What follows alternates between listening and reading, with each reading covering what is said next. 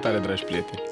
Bine ați venit la un episod și la o conversație de care eu mă bucur tare mult. E foarte actuală pentru momentul în care suntem. Avem un invitat alături de care o să vorbim despre digital, despre ce face digitalul cu noi și noi cu el. O să povestim un pic despre istoricul unui om care la o vârstă nu înaintată a ajuns să conducă departamentul de marketing al Google și YouTube în România, plus niște proiecte regionale. O să vorbim despre care e filozofia lui despre educație, care e copilăria care a dus la omul pe care îl veți vedea în fața voastră imediat. Așa că, fără să mai lungim intro, Dan, bine ai venit alături de noi. Îți mulțumim că ești cu noi aici. Mulțumesc de invitație. Dragilor, îl avem alături de noi pe Dan Oros, ca să să facem rebranding-ul ca lumea. O să vă povestească Luci mai multe despre el imediat, doar că e un prilej și un privilegiu să purtăm conversația asta, pentru că e un om care vede cum evoluează tehnologia de la nivel înalt și poate să ne ajute să ne ghidăm prin lumea asta în care toată lumea are așa ceva în dotare probabil, dar în multe episoade de ale noastre am povestit despre impactul social media, despre cum ne ajută și cum ne încurcă tehnologia și acum vrem să punem un pic ordine în subiectul ăsta alături de cineva care e acolo în mijlocul acțiunii. Avem o descriere a lui Dan care, doar așa ca să vedeți, arată așa. Luci va avea provocarea să sintetizeze asta, așa că, te rog. Mulțumesc foarte mult, Paul. Mulțumim, Dan, că ești alături de noi. Eu vreau să mai fac o completare, că Dan e în același timp și omul care ne-a ajutat să nu ne mai încurce tehnologia când am pornit noi canalul de YouTube. Nașu. Și mulțumim pentru ajutor. Mă bucură foarte mult să văd tipul acesta de conținut pe YouTube și cred că ceea ce faceți e extrem de important pentru educația românilor. Mulțumim tare mult și pe modelul campaniei noastre de 1 aprilie, colaborare, mulțumim că ne-ai ajutat atunci, mulțumim că ești acum cu noi. Eu abia aștept să intrăm în temele astea, că sunt multe lucruri interesante. Sperăm să aveți timp și energie pentru cât avem noi de povestit aici. Avem cel puțin 2 ore, am înțeles, din programul lui Dan. Vedem unde reușim să ne oprim.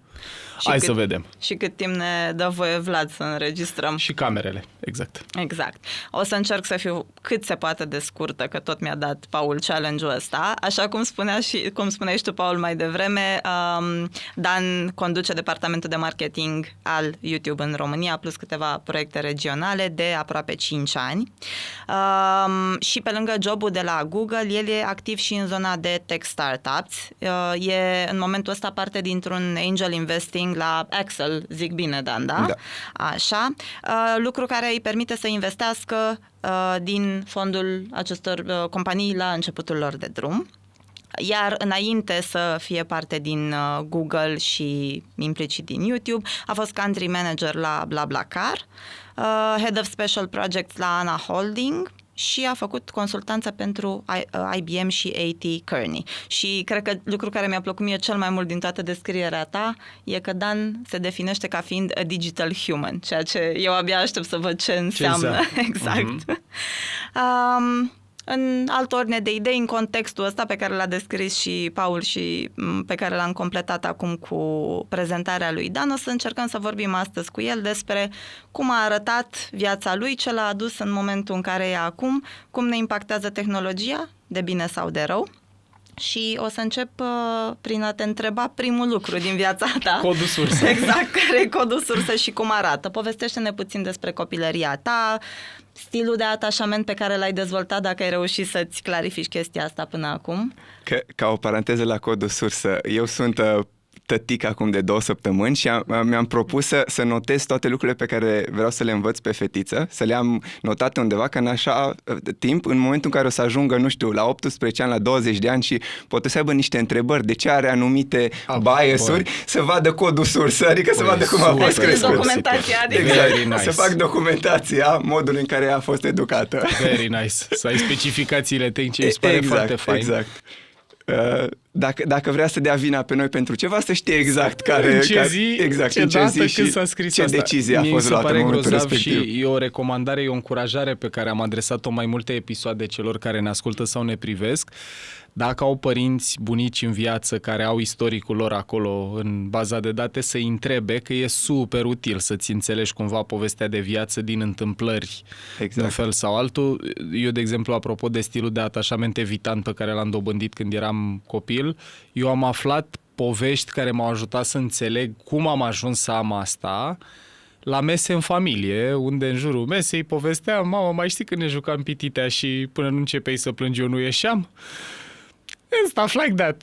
Fun stories around the table, așa, povești amuzante. Așa că povestește-ne un pic despre cum a fost la tine. Despre copilăria mea, era un stil de atașament sigur, în sensul în care am primit dragoste necondiționată de la părinții mei, m-au susținut în tot ceea ce îmi doream să fac, eram, nu știu, tot timpul spuneau că sunt cel mai bun, că pot să fac ceea ce îmi doresc, că pot să reușesc în orice îmi propun, ceea ce a fost foarte, cumva, motivant pentru mine, mi-a dat multă încredere. Pe de altă parte, poate să și pună presiune la un moment dat pe tine, dacă tu crezi tot timpul că ești cel mai bun sau să te duci pe partea cealaltă unde crezi că nimeni altceva nu mai are dreptate. Dar ai trăit-o? Ai observat efectul așa prin... Poate la începutul carierei, mai ales pe partea asta de management inițial, în voluntariat, putem să povestim și despre asta. Când eram mic, nu neapărat, dar mi se părea acum când mă gândesc înapoi foarte amuzant cât de mare încredere avea mama în mine, în sensul în care mergeam la Olimpiade, de exemplu, și țin minte și acum foarte bine, am fost la Olimpiade și nu am luat un rezultat foarte, foarte bun și mama mi-a spus că probabil au corectat ei greșit.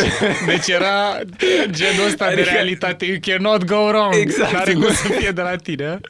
Da, cam ăsta era nivelul de încredere și de cumva empowerment pe care îl primeam de la părinți.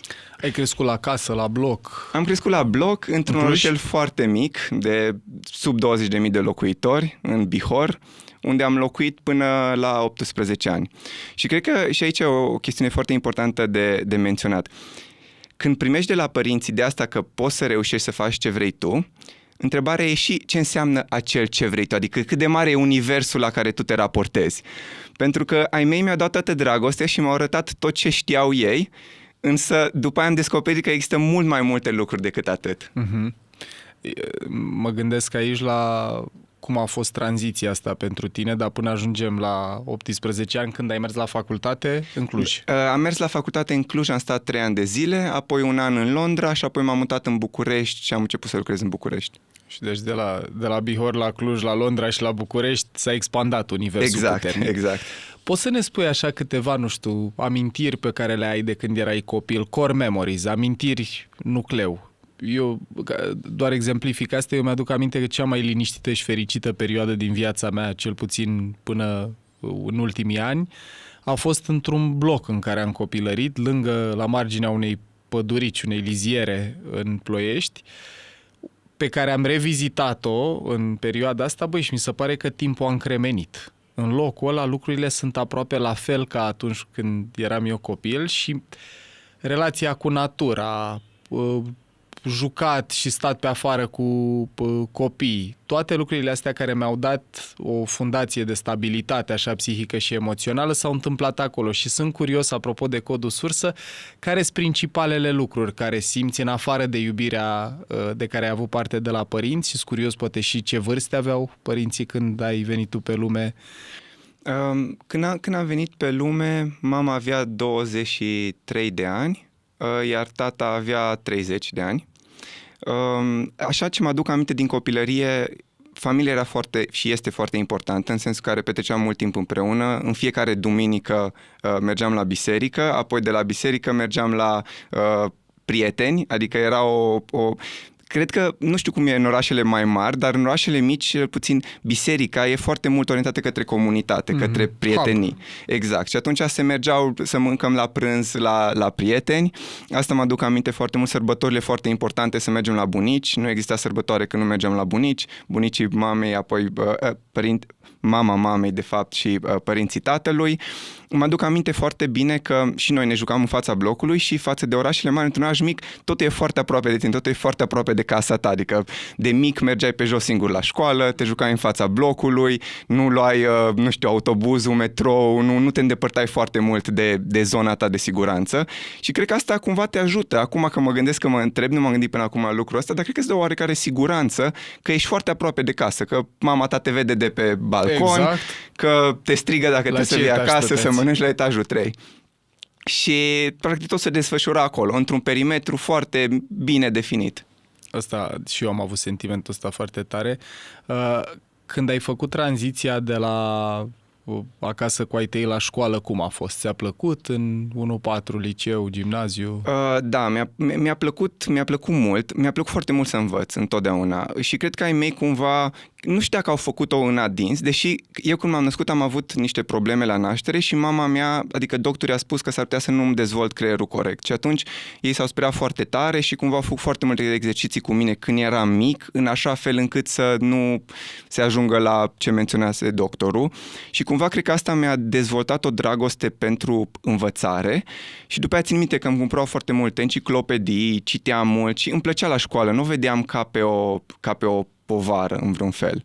Tot timpul mi-a fost drag cumva să învăț. Apropo de ce povestim noi în episoade, eu trebuie să dau așa o notă de subsol. Deci ce înțeleg e că tu practic ai asociat învățarea cu iubire, curiozitate.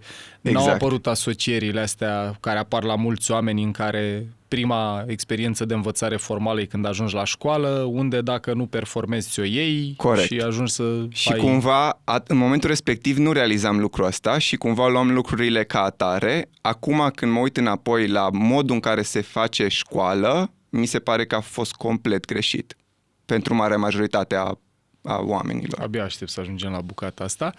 Bun, în școală, în afară de a învăța, că înțeleg că ai fost number one, dintre a 1-a până între a 12-a, premiul 1, 10... Da. Și de drag, nu de forță, nu de nevoie. De drag și nici măcar, acum când mă gândesc, nici părinții mei niciodată nu au pus presiune pe mine în vreun fel, din perspectiva asta.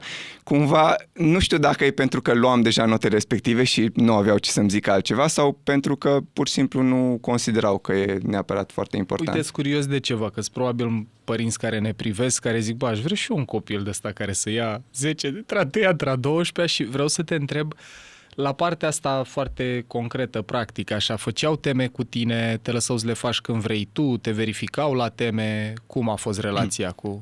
Stăteau cu mine, adică de obicei făceam teme în bucătărie, cu mama mea. Mama mea mai gătea sau făcea alte lucruri, eu făceam temele acolo. Încercau să mă ajute cât puteau, mă susțineau tot timpul, dar nu s-au implicat foarte mult, adică în sensul că nu s-au implicat în ce învățam și ce făceam acolo, pentru că cred că au văzut că mă descurc și m-au lăsat să fac ce vreau. Beautiful. Da. Și în perioada aia, în afară de școală, ce popula universul intereselor tale? Așa, cum arăta o zi din viața ta? Sau?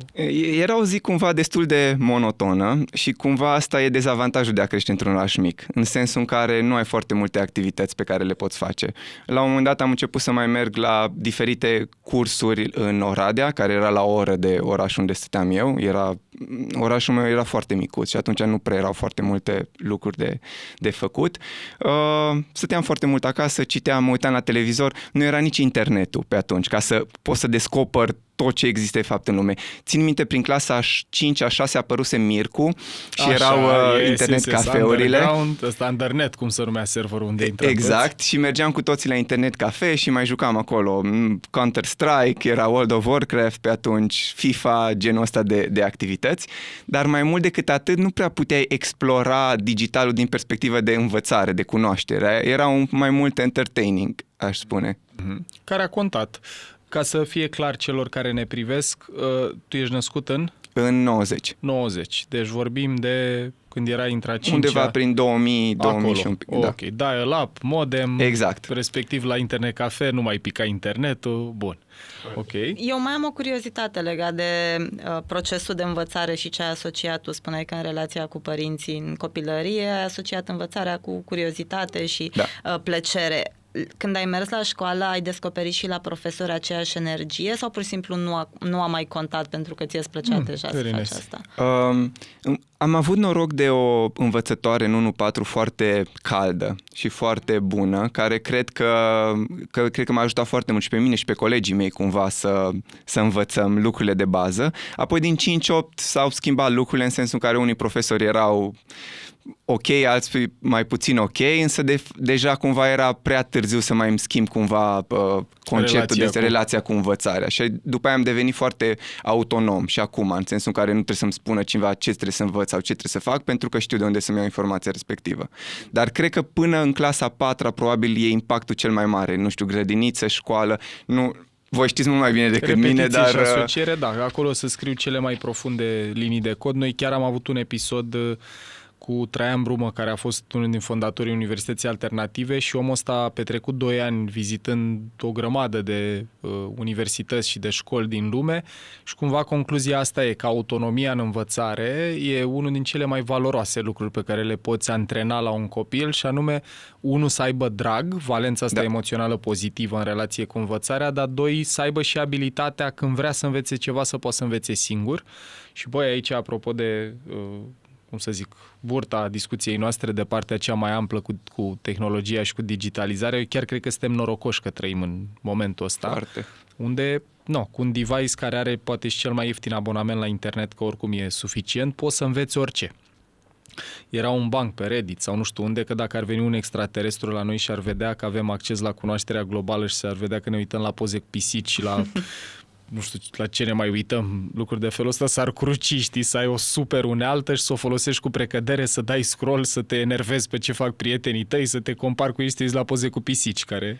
Da, cred că foarte mulți copii asociază învățarea cu școala și au o experiență proastă la școală inițial și atunci, în momentul respectiv, s-a tăiat totul. Adică tot ce înseamnă învățare pentru ei e un sentiment negativ, e ceva forțat, e o muncă. Fix așa.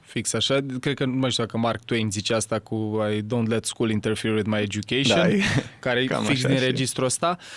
Acum, până când facem tranziția către Cluj și după aia către Londra și București, aș vrea să te întreb dacă în perioada în care încă locuiei în Bihor și erai în ecosistemul ăsta protejat și în orașul mic, ai început să ai intuiții despre ce îți place să faci sau ce ai vrea să faci? Cum ai ales pașii următori, așa, educațional și profesional?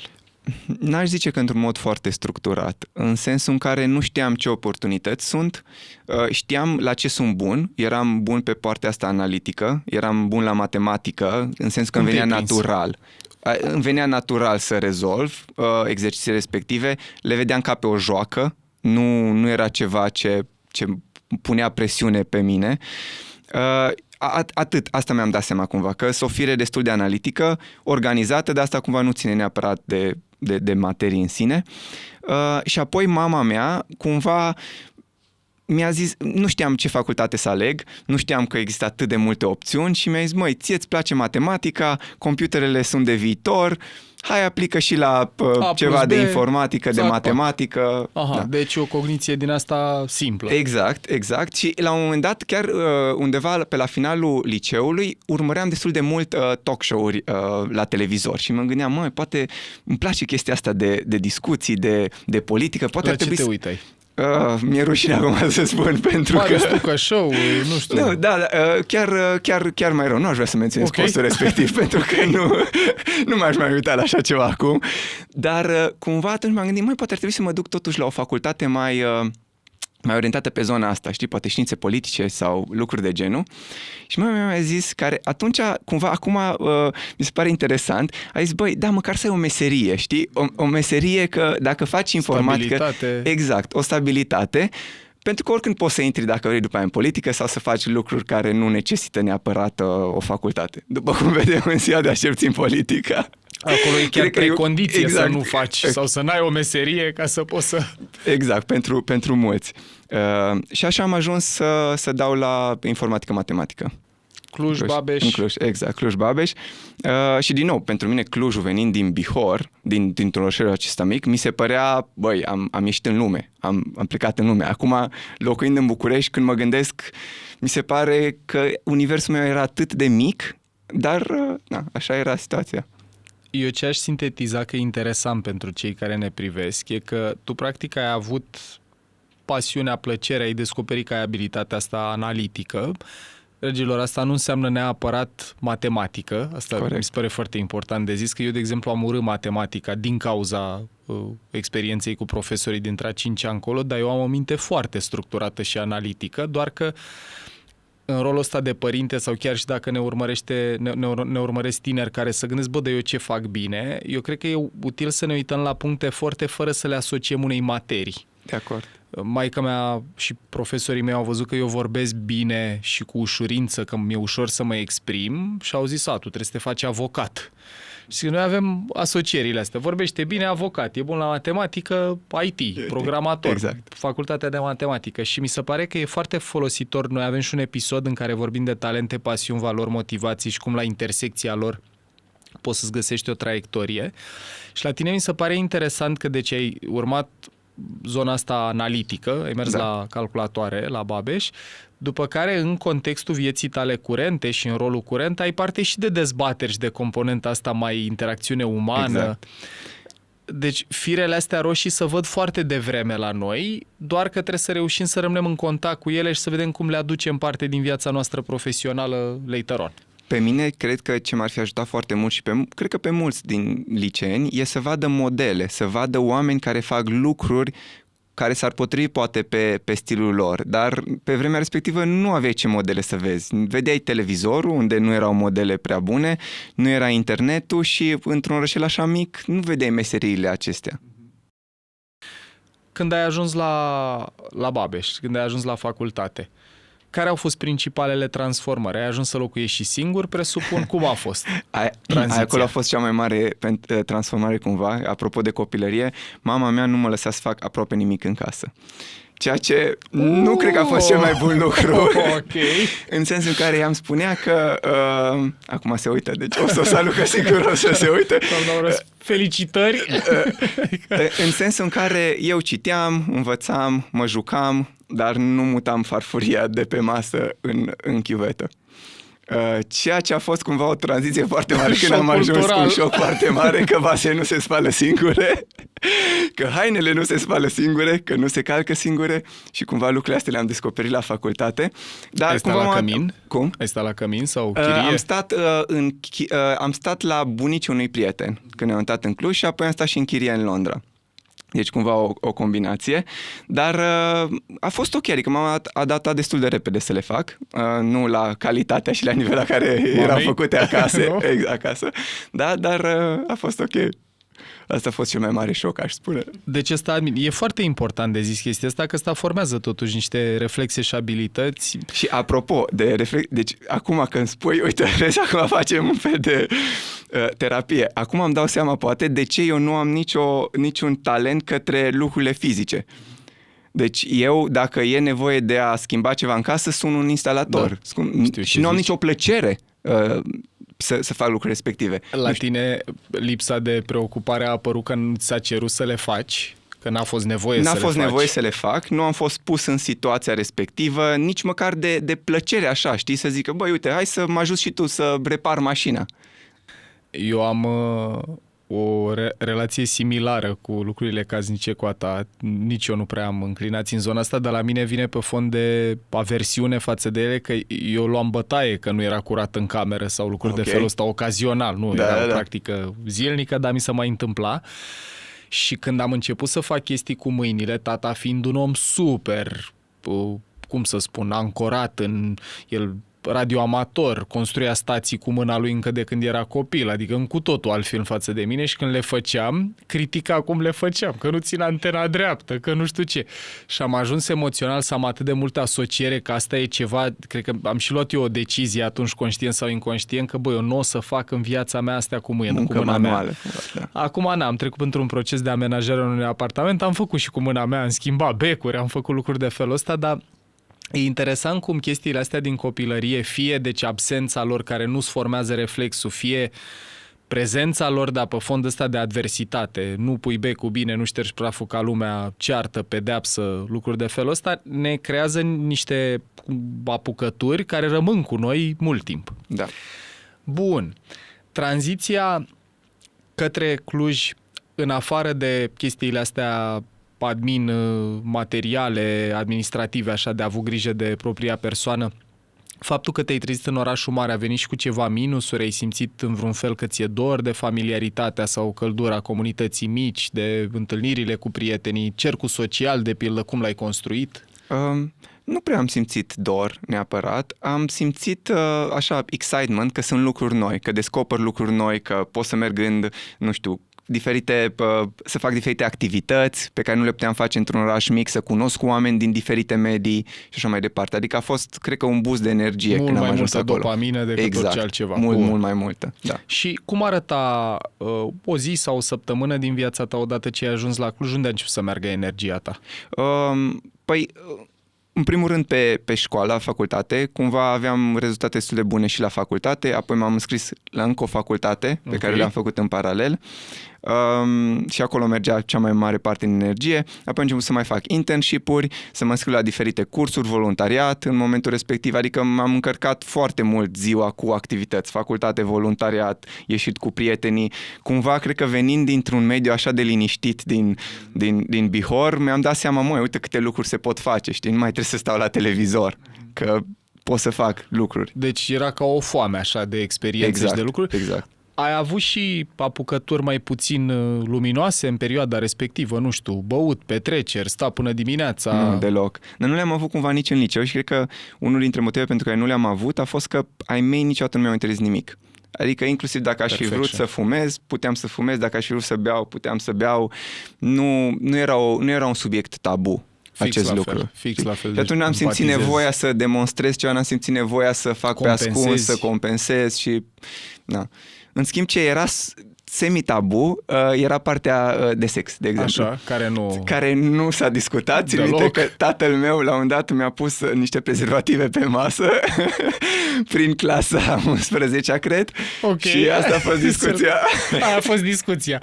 La mine, cred că nu mai știu câți ani aveam, dar încă stăteam la bloc, deci aveam până în 14. Mama mi-a făcut cadou cartea băieților. Aia a fost discuție, era o carte cu poze, cu desene, unde eu mă uitam la poze, cum evoluează lucruri, cum se întâmplă chestii. Așa aveam și o enciclopedie cu corpul uman, deci adaug și partea aia atunci. Și relația cu subiectul ăsta, cu sexualitatea, a început să se manifeste în discuții cu prietenii, în faptul că în Cluj presupun că era relație cu subiectul cu totul. Da, mai mult cu prietenii, apoi cu iubitele și așa mai departe. Teorie și practică. Exact. Bun.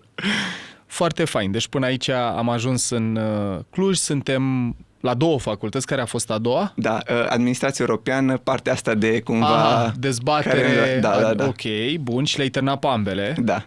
Beautiful. Și tranziția către Londra, cum s-a întâmplat? Păi unul dintre motivele pentru care m-am scris la această a doua facultate a fost pentru că știam că au un parteneriat cu o universitate foarte bună din Londra, UCL, prin care ofereau o bursă în ultimul an. Acolo, un an de zile. Și atunci am aplicat cu speranța că voi lua bursa respectivă, am luat bursa respectivă și m-am mutat în Londra să finalizez, practic, studiile. Ok, și deci, practic, a fost decizia de a merge la cea de-a doua, nu era doar vreau să mai fac o facultate, ai avut intenția asta că vreau să ajung la University College London. Da. Și ai reușit? Câți ați fost? O singură bursă a fost. O bursă, toată lumea a aplicat la aia, tu ai luat-o? Da, o bursă la această facultate. Erau și alte facultăți partenere, dar la aceasta era una singură. Cum a fost? Și îmi doream foarte mult să merg acolo, să merg în Londra. Cum dragul sau interesul față de Londra l-ai avut? Cum s-a... Deci, în primul rând, eu când am aplicat, de exemplu, la facultate în Cluj, eu nu știam că există burse în străinătate, în state, în vestul Europei, unde aș putea să aplic, pentru că, din perspectiva academică, cred că aș fi avut rezultatele potrivite. Poate nu aș fi avut partea asta de extracurriculară, că nu erau, voluntariat în liceu și așa la noi. Dar asta aș vrea să transmit și copiilor acum, care sunt la facultăți. Lumea e foarte mare, sunt foarte multe facultăți în state care îți plătesc integral școlarizarea. Doar trebuie să descoperi și să le găsești și apoi să aplici. Și cumva când am ajuns în Cluj, am descoperit lucrurile astea, că stai că sunt colegi de-ai mei de generație care s-au dus în țări străine, care au învățat la facultăți mult mai bune. Și a fost plătită integral de ei bursă. Uite, eu dau din casă, perspectivă personală, dacă e să am un regret educațional, eu având o relație foarte diferită cu școala de cea pe care ne-ai descris-o tu, mie nu prea mi-a plăcut dintre a 5-a încolo, mai mult din cauza acum învățam și cum erau profii, poate vorbim când ajungem la partea asta a discuției. Și regretul meu e că n-am făcut nimic în afara țării, n-am învățat afară, contemplez acum să-mi iau niște timp liber și să fac ceva doar pentru experiență. Nu cred că în virtutea internetului mai avem nevoie să ne ducem să învățăm materie de la cineva, dar experiența, dezbaterile, network-ul. Și la mine piedica a fost asta cu banii. Știu că mă uitam la King's College, și eu tot față de Anglia, vorbind de engleză, aveam interes și a fost piedică și uite, acum îmi dau seama că a fost o credință care m-a împiedicat să accesez asta, că existau oportunități să nu plătești nimic. Exact, și primeam undeva la 500 de euro, dacă nu mă înșel, pe lună, bursă, care acoperea chiar la limită cazarea și apoi m-am și angajat, cum am ajuns în Londra, m-am angajat la o companie de investment banking unde făceam o parte asta de SQL, business analyst, un pic de dezvoltare pe de care soft, pe care o știam de la informatică și lucram o zi jumate pe săptămână acolo și mai îmi dădeau încă 150 de lire pe săptămână, ceva în genul, ceea ce încă undeva 600-700 de lire pe lună.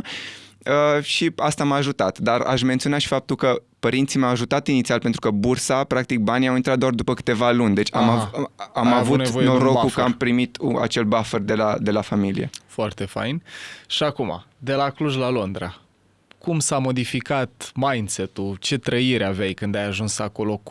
Cum te-a schimbat experiența? A fost un an, nu? A fost un an, da, și a fost un șoc, aș zice, cel puțin la fel de mare ca de la Bihor la Cluj, în sensul în care am zis, stai că nici Clujul de fapt nu e buricul lumii, nici o supărare către de prietenii mei din Cluj. Zic, Londra e, adică mi se părea... și după aia ajuns la New York. Exact. Mi s-a părut că dintr-o dată ești conectat cu toată lumea, în sensul că erau foarte mulți internaționali, din state, din Asia, din Europa, era un multiculturalism incredibil. Dar când am ajuns acolo, prima zi a fost cea mai dificilă zi din viața mea, pentru că am ajuns acolo în cămin, nu aveam nimic, gen cearșafuri, lucruri de genul în cameră și era foarte frig în prima noapte și mi-era dor de România. Chiar în seara aia și m-am dus a doua zi până la Ikea și nu prea știam nici orașul aproape deloc, nu erau Google Maps și așa avansate pe atunci să ajungem și știu că am făcut vreo 2 ore să ajung la Ikea și le căram după mine și nici n-am vrut să iau taxi sau ceva, că nu permiteam să plătesc așa mulți bani și a fost o zi foarte dureroasă cumva. Și după aia mi-a trecut. De a doua zi sau a treia zi eram super fericit, am zis ok, aici e super, pot să învăț multe lucruri, e o experiență faină. Aș vrea să te întreb și de părțile mai dificile așa din perioada respectivă. Cluj, Londra, vorbim și după aia de startul vieții profesionale, dar sunt și perioade nasoale, în afară de ziua asta unică, dar sunt perioade pe care ți le aduce aminte dificile psihologic sau emoțional din perioada aia? Chestii cu care ți-a fost greu?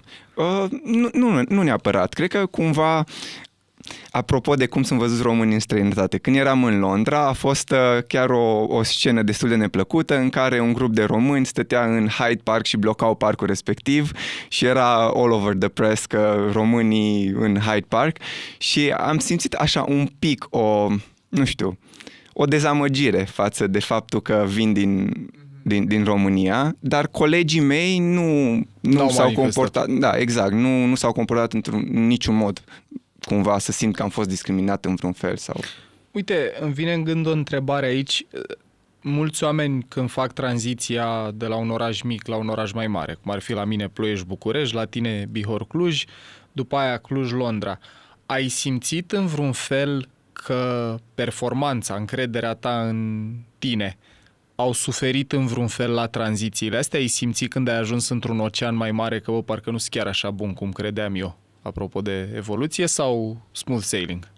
Nu, să știi că nu am simțit, dar cumva poate și pentru că sunt destul de introvert și îmi place cumva să stau cu mine însumi și în Londra. Mergeam în locuri unde mă simțeam familiar sau poate la anumite cursuri unde îmi plăceau, dar nu simțeam nevoia cumva să demonstrez ceva cuiva sau să mă duc peste tot să arăt cât de bun sunt eu sau nu sunt, știi? FOMO nu. Ok, beautiful. Și acum ești în Londra, ești la facultate, lucrezi o zi jumate pe săptămână sau cât ne spuneai, programare. Cum începi să-ți cristalizezi pașii profesionali următori? Cam în ce mindset erai? La ce te gândeai în perioada? Te gândeai la familie? Te gândeai la pasul următor profesional? Din nou, nu cred că am avut cea mai bună abordare. Am avut o abordare de turmă. În sensul în care înainte să ajung în Londra, nu știam, de exemplu, ce înseamnă investment banking, management consulting. Când am ajuns în Londra, toată lumea își dorea investment banking și management consulting, așa că și eu îmi doream investment banking și management consulting. Cumva să se leagă și de teoria asta de mimetic theory, știi? În care noi vrem de fapt ce vor și alții, toate dorințele noastre, și atunci în momentul în care am schimbat grupul, am început să interacționez cu oameni respectivi pe care îi admiram, că și asta e foarte important. Nu vrei de fapt ce fac ceilalți, vrei ce fac oamenii pe care îi admiri. Yes. Și atunci am zis, vreau investment banking și au consultanță. Și am început să aplic și în Londra și în România, care doar în București erau genul ăsta de joburi. Dar din nici motive personale am decis să vin în București. Ok. Și așa am ajuns la consultanță la IBM și la A.T. Kearney apoi. Beautiful. Deci, noi cred că am și povestit în episodul despre obiceiuri, dacă mi-aduc eu bine aminte, și James Clear, care a scris Atomic Habits, are ideea asta faină, că noi avem inclinația să copiem sau să ne luăm, să ne polarizăm așa cu intenții de la oamenii apropiați, de la oamenii mulți și de la oamenii puternici, the close, the many și the powerful. Powerful în sensul ăsta de oameni pe care îi admirăm. Deci următorul pas cumva din ce ne descrie a fost dat de am ajuns în mediul ăsta, aici toată lumea avea interesul ăsta, îi respect pe oamenii ăștia, îi văd drept valoroși, vreau și eu să merg în direcție. Corect. Bun, și te întorci în București, adică te întorci în România, vii în București. Cum a fost tranziția din Londra în București și din Cluj în Londra și în București? Cum ți-a fost contactul Cred că cu ce orașul? ați mai menționat, care a avut cumva cel mai mare impact asupra mea, a fost fix înainte să mă duc în Londra, am participat la o școală de vară care se numește Spire Academy. Și ea mi-a schimbat foarte mult mindset-ul acesta, pentru că acolo am interacționat cu profesori de la Harvard, de la Stanford, care stăteau cu tine la masă și îți spuneau: sunteți la fel de buni ca elevii mei de la Harvard. Și asta dintr-o dată zice, băi, stai că îți dă un boost de încredere, nu ești cu nimic mai prejos dacă ești din România față de elevii respectivi. Și atunci mi-am dat seama, cumva am intrat într-un grup, într-o comunitate de oameni care își doreau să facă mai multe, care erau mult mai ambițioși, care făcuseră școli foarte bune, și asta cred că a contribuit cumva la experiența mea, la tranziția în Londra și apoi la sosirea în București. Și comunitatea aceea cumva m-a ajutat cel mai mult și când am venit în București, pentru că eu m-am mutat în București, aveam un singur prieten care era tot din Bihor, care stătea aici. Care stătea aici și în afară de el nu cunoșteam pe absolut nimeni, deci nu aveam relații, cerc, absolut nimic, dar prin Aspire cumva am găsit o comunitate care semăna ca valori cu valorile pe care le aveam eu, știi? Și asta cred că a contat foarte mult. Că veni vorba, două idei. Unu, guys, dacă vreți să aflați mai multe despre Aspire, știi cumva adresa? aspireacademy.ro. Beautiful. E fain, eu cred că am ținut o prezentare la un moment dat la Aspire, cred, în Poiana Brașov, parcă se țineau, și pentru mine au fost transformaționale întâlnirile astea. La mine au fost Liderii Mileniului 3, programul care mi-a schimbat traiectoria. Ai spus tu că era aliniată comunitatea din Aspire cu valorile tale. Ce valori avea Dan la 20 și... Atunci aveam 20 de ani pe acolo, 21. Cam cum arăta sistemul tău de valori atunci? Ce prețuiei?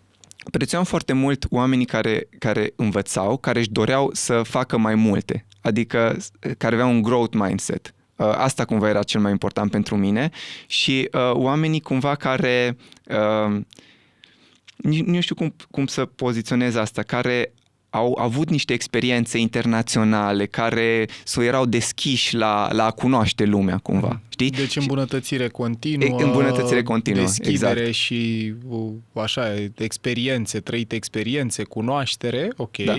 Care cred că le regăsești foarte mult în organizațiile astea, în ONG-uri, cel puțin în timpul facultății, pentru că sunt oameni care vor să facă mai mult decât facultatea per se, cumva. Cred că asta e motivul pentru care mulți se implică. În ce mă privește, pentru mine, activitatea asta non-profit, ONG-uri, activismul a fost o școală mult mai consistentă și valoroasă pentru mine, cel puțin, iar eu neavând experiențe internaționale sau cu școli mai prestigioase, pentru mine aia a fost cea mai mișto școală de care am putut avea parte și profesorii. Mi-aduc aminte, eu am terminat Universitatea Română-Americană, aveam profi care activau în domeniul profesional și înțelegeau. Eu lucram manager de marketing și fundraising la un ONG la Mai Mult Verde, în timpul facultății asta am făcut și mă înțelegeau. Spuneau, băi, tu vino la examen sau, uite, la seminar, prezintă-ne un proiect pe care voi chiar l-ați făcut, ceea ce a super contat. Nu erau toți așa, din păcate, aveam și profesori de drept care la 7 dimineața trebuia să te uiți la el în timp ce scrii, că altfel să supăra, că e lipsă de respect dacă stai așa, deci tot felul de oameni.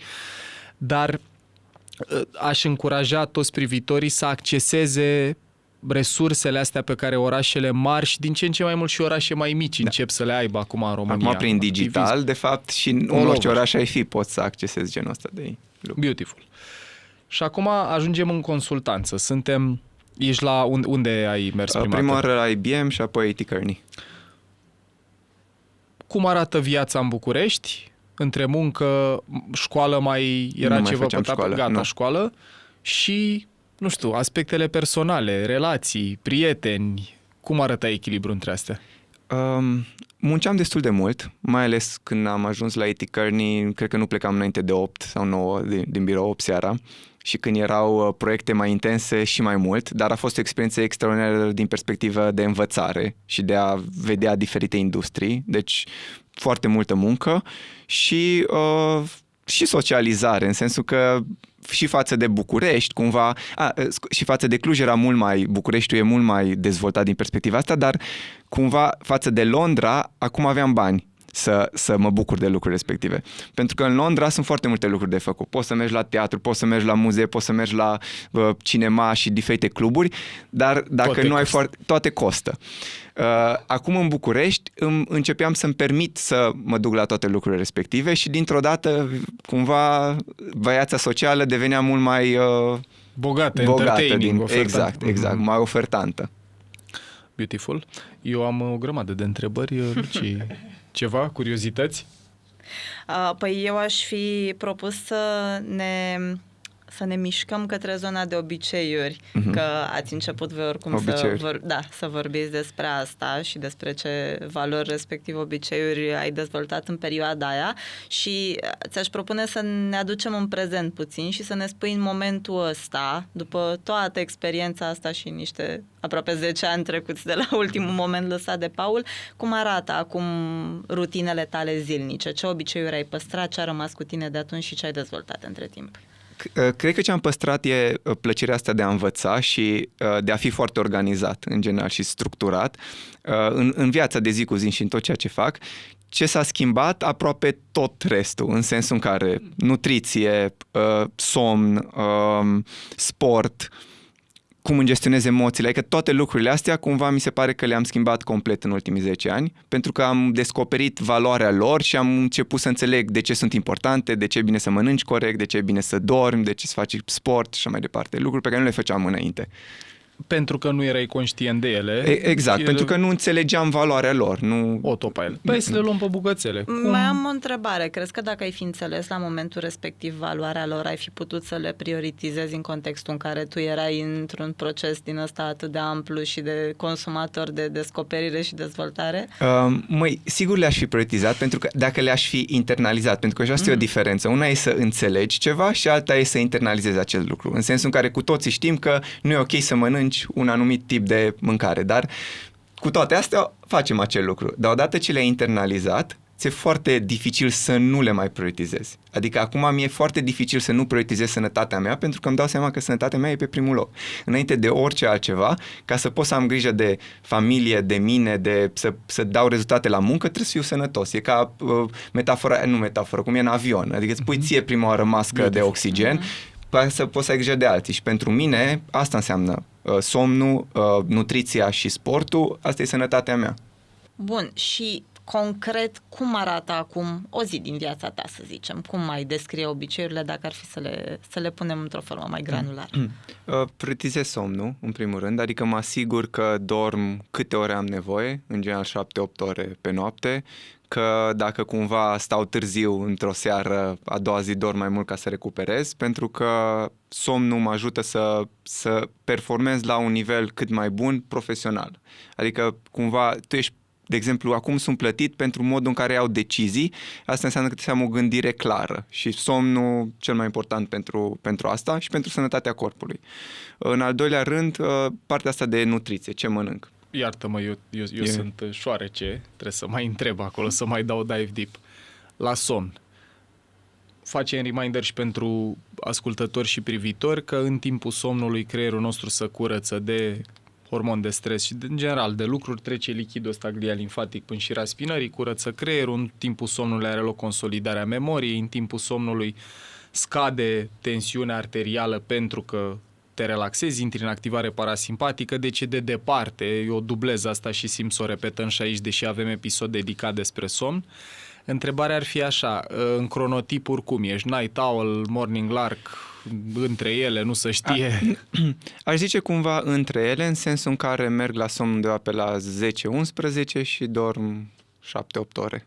Ok, deci te trezești pe la un 7-8? Bun.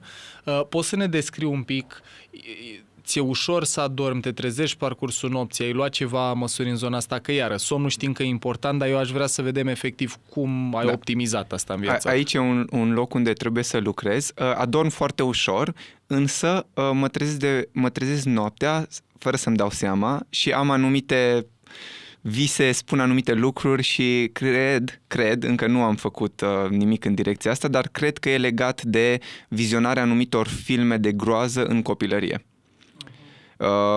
S-ar putea de acolo să fie. Visele vin, sunt recurente? Da, sunt diferite, adică nu e un anumit vis care se repetă, dar sunt anumite lucruri de care cumva mi-e frică la nivel subconștient.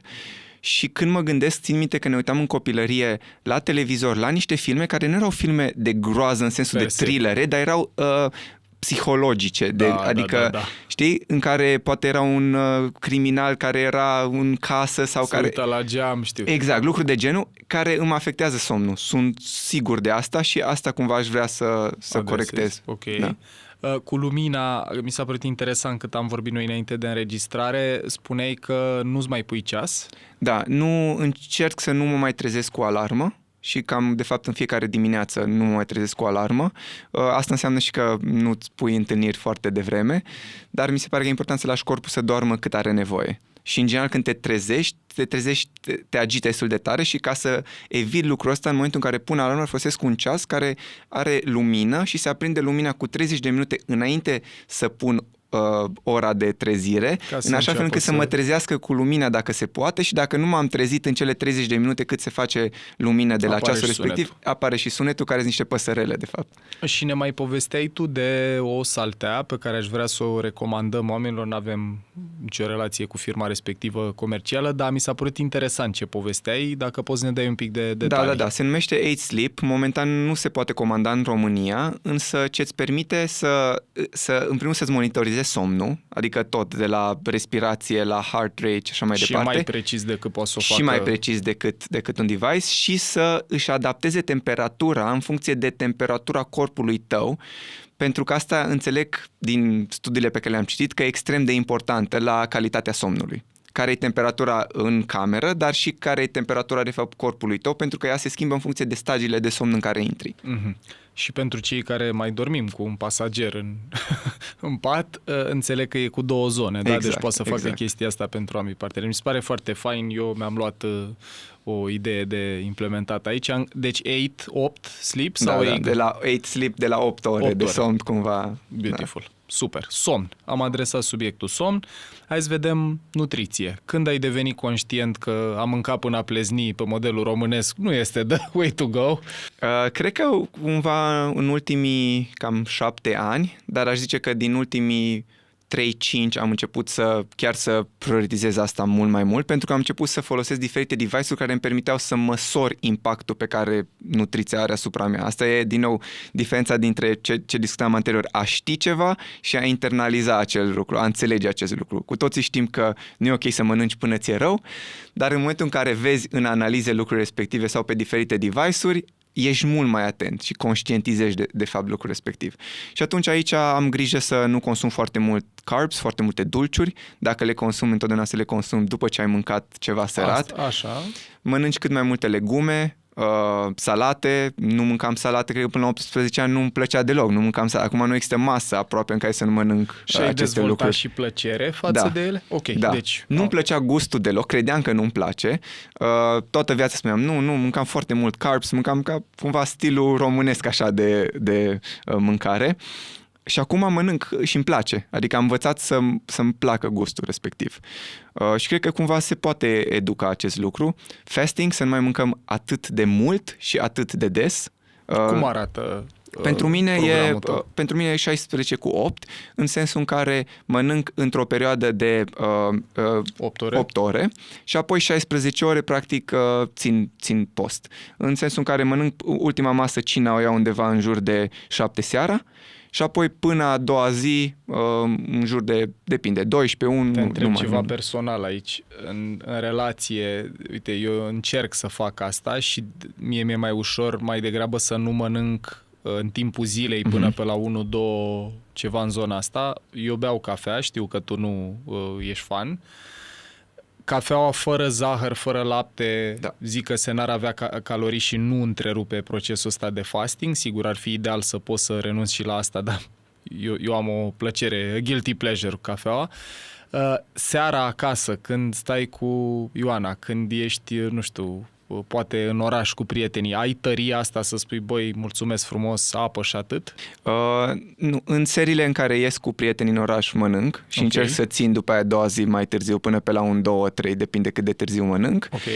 Acasă cred că ce te ajută foarte mult în momentul în care ții fasting e să eviți acele mici, cumva, gustări pe care le faci, nu că ți-e foame, dar stai în fața televizorului emoționat și mai mănânci un chips, o alună, Și reușești? Da, pentru că monitorizez și îmi pun pe ceas și spun, acum am intrat în perioada de fasting și văd cum merge ceasul respectiv și așa mă controlez. Asta a fost și modul în care am reușit să renunț la zahărul procesat. Acum nu mănânc, aș zice, aproape deloc. Foarte, foarte rar să mănânc zahăr procesat. Cum am reușit a fost că la un moment dat îmi țineam în fiecare zi, notam o zi, 2 zile, 3 zile de când am mâncat zahăr și vedeam counterul respectiv cum creștea în fiecare zi și la un dat am ajuns la 20 ceva de zi. Exact, dacă ajungeam la 0, mă enervam și o luam de la capăt. Până cred că am ajuns la 60 ceva de zile și după aia am zis, ok, am eliminat chestia asta din corp și exact, și de 2-3 ani nu mai consum. Iar în intervalul ăsta de 8 ore, când mănânci de 2 ori? Mănânc de 2 ori și uneori și o gustare. Da. Cool. Eu mai am o întrebare legată de obiceiurile nutriționale.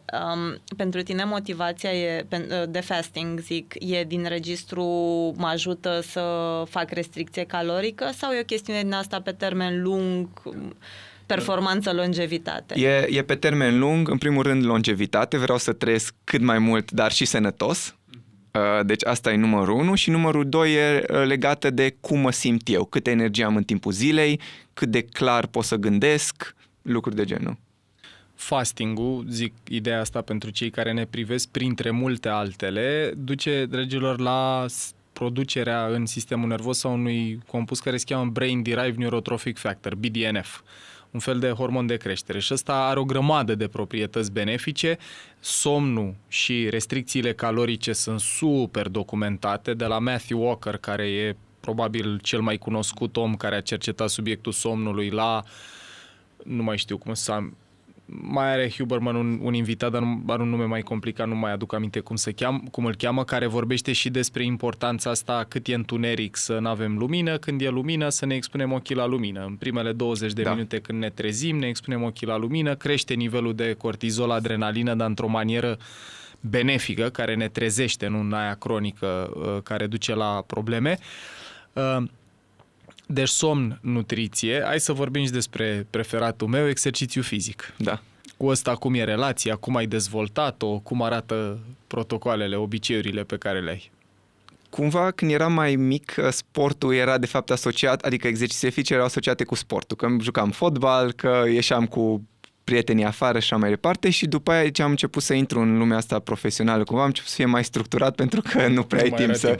Și e greu să găsești 12 oameni cu care să te sincronizezi, să mergi la un meci de fotbal, deși mi-aș dori cumva. Ce fac aici? Primul nu fac exerciții acasă când pot, de la niște abdomene, flotări, cu propria greutate. Exact, cu propria greutate. O perioadă am mai mers și la sală, dar nu e preferata mea pentru că nici nu mă pricep foarte bine. Mai făceam cu antrenor, dar nu am o plăcere foarte mare. Am descoperit de un an pilatesul pe aparate și mi s-a părut extraordinar. Adică am ajuns acolo întâmplător, în sensul în care soția mea avea o problemă la spate și s-a recomandat să facă pilates și mi-a zis, hai și tu, și am zis, băi, pilates e de fete, și nu e deloc, e pe aparat, e foarte intens, e super dificil și te ajută foarte mult la mobilitate, la o grămadă de lucruri legate de postura ta și de cum te dezvolți, cum îți dezvolți mușchii, la protejarea corpului și așa mai departe. Deci Pilates îmi place destul de mult și mai joc squash, alergat, încerc să le mai variez. Deci e așa un mix între lucruri aerobice și anaerobice, cardio și ceva pentru musculatură. Cât de frecvent? Aș zice că minim de 5 ori pe săptămână fac sport. Ok, și o repriză cât durează? Între 30 de minute și o oră. Super. Eu am niște date interesante, noi nu le-am publicat, cred că nicăieri. Eu le-am descoperit la Neuroscience Academy, o școală pe care am făcut-o în 2019 cu o profesoară din Australia și acolo am avut o sesiune din asta despre movement. Și arăta așa că viața ta rămânând exact cum e, da? Deci fără să se modifice context de viață, fără să se modifice nimic, dacă practici exercițiu fizic, îți scade nivelul de încărcare mentală cu până la 1/3. Bă, deci e tare chestia asta, frate, să nu ți se modifice deadline-uri, KPI, context de viață, lucruri de felul ăsta, numai mișcându-ți corpul să poți să-ți reduci nivelul de încărcare mentală cu până la 1/3. Și acolo dădea încă 2 elemente de informație interesante. Dădea odată care sunt cele mai benefice forme de mișcare pentru a reduce încărcarea mentală. Nu pentru sănătate sau longevitate, ci pentru stare psihică. Pe locul întâi sunt sporturi populare. Argumentația fiind că îți miști corpul împreună cu alte mamifere, ceea ce să fii în haită, să te miști, ambele sunt lucruri care ne relaxează. Dacă ești mamifer și ești imobilizat, ești mort. Dacă ești mamifer și ești singur, ești mort. Să te miști împreună cu alții, beautiful. Deci tenis, fotbal, volei, handbal, toate astea cu alți oameni. Pe locul 2, și eu mi-am luat bicicletă după aia, e ciclismul. Dar aș sublinia nu în sală, nu spinning sau cum se numește aia în care stai pe loc și dai la pedale. Explicația mi s-a părut de o frumusețe și de o logică foarte faine. Practic, când biciclești, când mergi cu bicicleta afară, înaintezi în spațiu cu mare viteză și pui mușchii în mișcare, produci activare simpatică în sistemul nervos și dai creierului sentimentul că lași amenințarea în spate. E a doua cea mai benefică și după aia e un breakdown, mai zic, inclusiv mersul pe care toată lumea poate să-l facă. Iară, deci nu trebuie să ai antrenor, sală, bani. Aici trebuie să menționez că cred că de 4-5 ani eu aproape nu mai folosesc deloc mașina și oriunde pot să ajung în maxim 45 de minute sau o oră de mers pe jos, merg pe jos în oraș. Adică excelent. Probabil minim o oră pe zi mă plimb. Beautiful. Doar că aici sunt îngrijorat de aerul pe care respir. Asta cred că e cel mai mare... Oraș, da. Deci, dacă mă gândesc la longevitatea mea și care e factorul cel mai de risc pentru mine în momentul ăsta, e aerul pe care îl respirăm aici. Fac paranteză scurtă și revin la datele despre sport. Faci ceva pentru calitatea aerului acasă, purificatoare? Da, nu știu. am un purificator. La un moment dat, și asta e cumva o poveste interesantă, îmi luasem o mască înainte de COVID și mă plimbam cu masca respectivă și soția mea făcea mișto de mine că cu cei cu masca asta, nu știu ce, și în momentul în care a venit COVID-ul nu se mai găseau deloc măștile respective și eu aveam mască care filtra așa mai departe. Dar nu prea e comos să te plimbi prin oraș cu mască de genul, e destul de scary așa pentru alți oameni, dar în casă folosesc un purificator. Da, și din păcate orașele astea cu multe oportunități sunt în top 3 cele mai poluate. Cred că Iașul e pe locul 1, Clujul cred că e pe locul 2, București 3, Brașov 4, Ploiești 5. E problema pe care aș prioritiza-o așa ca și, nu știu, administrație publică să se rezolve. La sport mai zic 2 idei. Mersul reduce încărcarea mentală în cercetarea ăstora cu 17%, deci cam spre 20 acolo. Și mai zic 2 idei, tot așa practice de luat acasă. Spun că sweet spot-ul pe media tipurilor de mișcare e cam 45 de minute. La mers e fix 45 de minute. Acolo arată pe axa aia cel mai jos punct în a reduce încărcarea mentală. La sporturi populare zic că e undeva cam pe la o oră jumate, deci la astea de echipă o oră jumate e best. La alergare, după vreo 60 de minute începe să crească nivelul de stres, deci asta apropo de timp. 45 pare idealul și apropo de ce ne împărtășeai cu de 5 ori sau minim 5, spuneai, pe săptămână, ei spun că sweet spot-ul e între 3 și 5 iterații pe săptămână. Și, guys, eu ce v-aș recomanda, cum vă invit să vă uitați la asta, că aud dialogul interior al unul dintre voi, să faceți, voi sport de 5 ori pe săptămână, voi aveți timp, dar n-are și copil, noi nu, dar el are și dacă în continuare o prioritizează, contează. Eu aș face reframing-ul ăsta că sportul nu e despre ars calorii și făcut mușchi, ceea ce, sigur, e un efect secundar dezirabil, e despre performanță cognitivă. Deci dacă vrem să fim părinți mai buni, manager mai buni, oameni mai buni, cetățeni mai buni, somn, nutriție, sport, astea și sunt la să te îndemâna simți tu mai oricui. bine în corpul tău. Stare de bine și performanță cognitivă. Și mai adaug o chestie apropo de să faci tu că ai tu timp. Eu am constatat asta la mine. Deci avem pe cineva care să scoală la 5 dimineața ca să ajungă la 6 la sport, deci... Pe măsură ce faci mai mult sport, cumva parcă... Prinzi drag, ai chef. Da, și simți nevoia să faci mai mult sport. Adică eu săptămâna asta, luni, n-am avut nicio activitate, n-am avut nici antrenamentul fizic și nici dans. Și mă simțeam agitată pe scaunul de la birou. Și atunci cred că îți crește și motivația să găsești timp. Mai întreb o chestie legată de sport. Uite, eu am avut norocul ca începând sport dintre a 5-a, eu am făcut volei de performanță dintre a 5-a între a 12-a, am fost coleg cu domnul Vlad în spatele camerelor, aici, de față, și mie mi-a rămas obiceiul ăsta, apropo de diferența între cunoaștere și internalizare, între ce înțelege călărețul și ce practică elefantul pe pilot automat. Am avut noroc cu asta, eu n-am mai putut să mă opresc din a mă mișca după. Dar la tine relația cu sportul, Dan, a fost ceva ce ai dobândit după ce ai înțeles cercetarea? A fost ceva ce ai adăugat în viața ta sau ai avut mereu reflexul ăsta? Te jucai cu copiii în fața blocului? Da, acela cumva era un reflex mai mult social și îmi plăcea să mă duc la fotbal pentru că eram în grup, cum spuneai și tu, și îmi plăcea activitatea, dar importanța sportului și exercițiilor fizice în viața mea le-am realizat doar după ce am citit știința din spate și am înțeles de fapt care e impactul asupra corpului tău, adică nu e ceva ce am avut cumva din copilărie. Beautiful. Am vorbit despre obiceiuri. Acum zic să facem așa o tranziție către viața profesională și tot ce ai înțeles și dobândit în anii ăștia de lucru.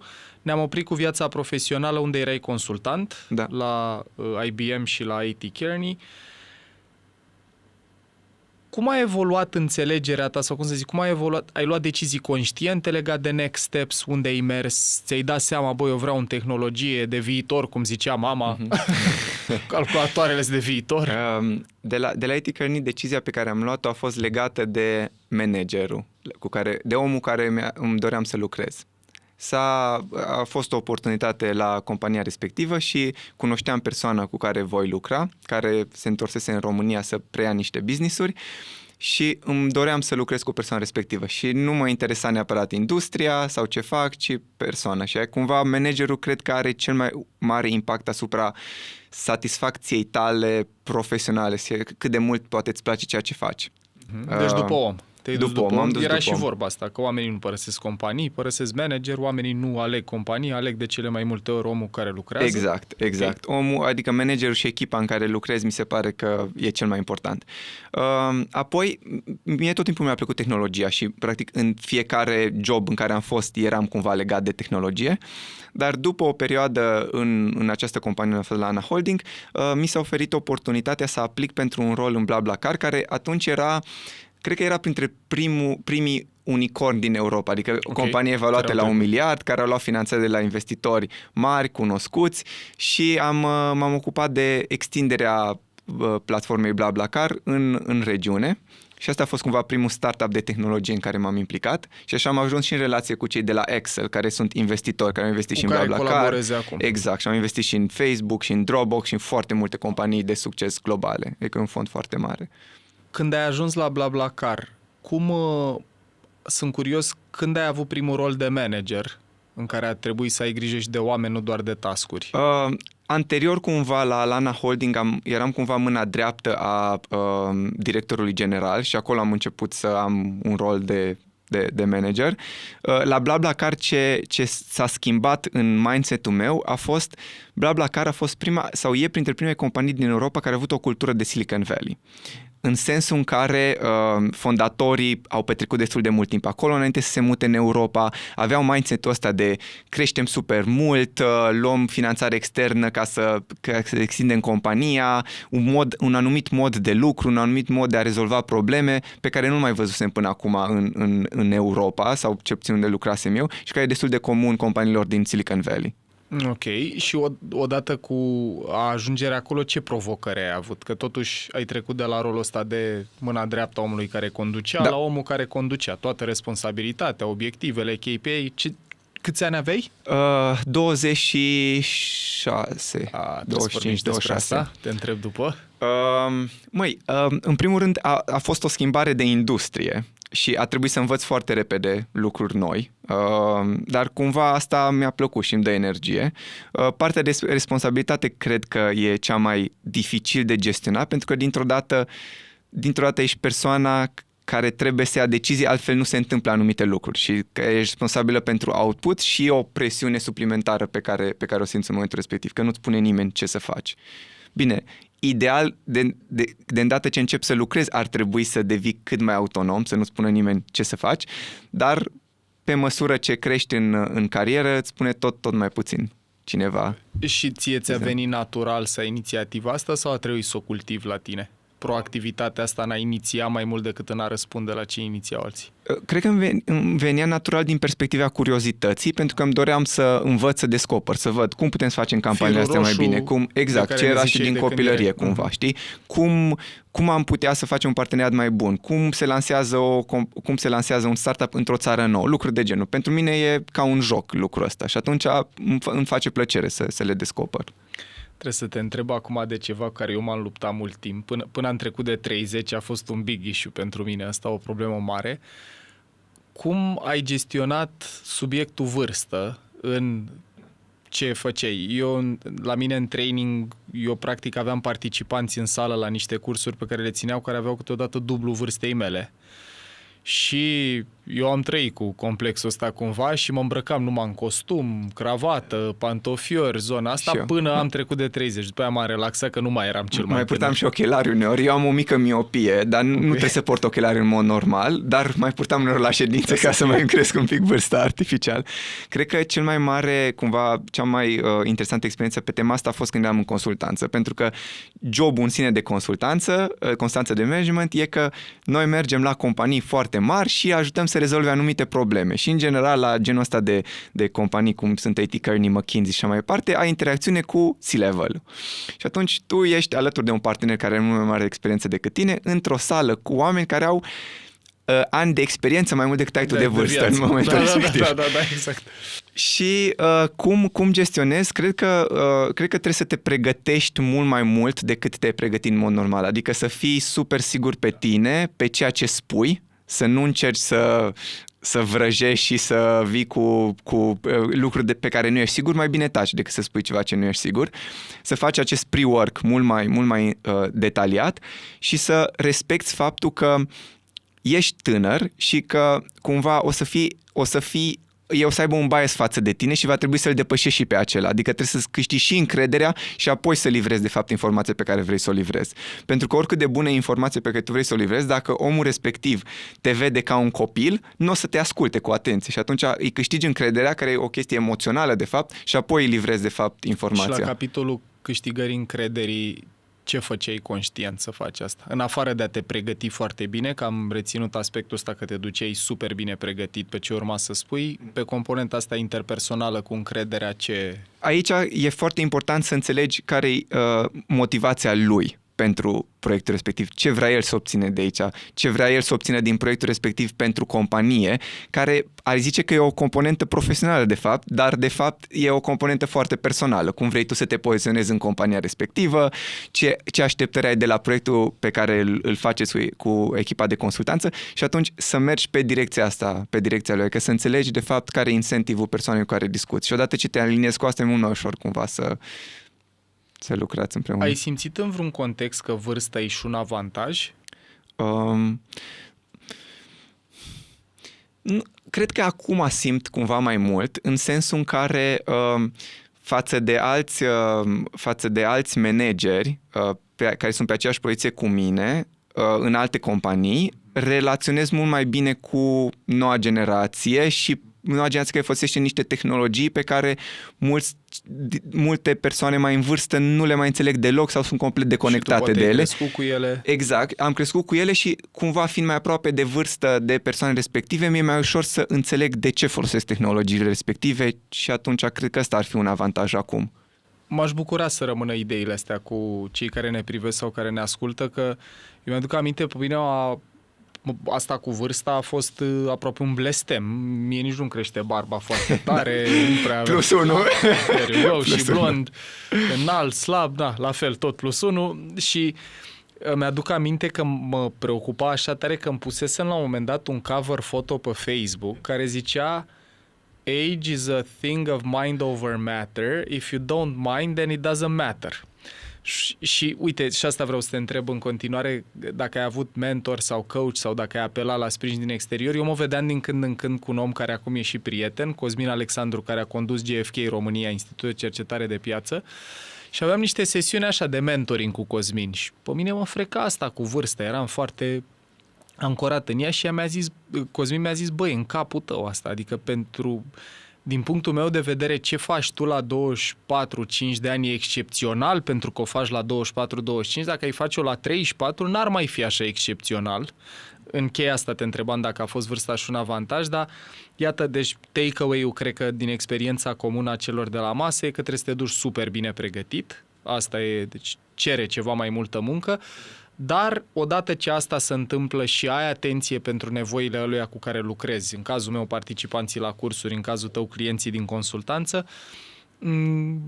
it's not that big of an issue. Nu e un capăt de țară că avem mai puțini ani. Și aș mai adăuga ceva aici. De multe ori și e teoria asta cu 10.000 de ore ca să știi ceva și sunt oameni care lucrează de 10 ani poate sau de 20 de ani pe aceeași poziție. Dacă faci același lucru în fiecare zi, ăia 20 de ani înseamnă de fapt un an. Adică ideea e 10.000 de iterații, 10.000 de experimente, de testări, de îmbunătățiri, pentru că sunt oameni care sunt de 25 de ani pe aceeași poziție și știu tot la fel de multe cât ai ști tu după un an de... Și acolo cred că mai e o problemă dacă, iară, cercetarea asta cu 10.000 de ore, Malcolm Gladwell a popularizat-o nu mai știu în care dintre cărți, în The Tipping Point sau în Blink sau nu mai știu, în Outliers, nu mai știu.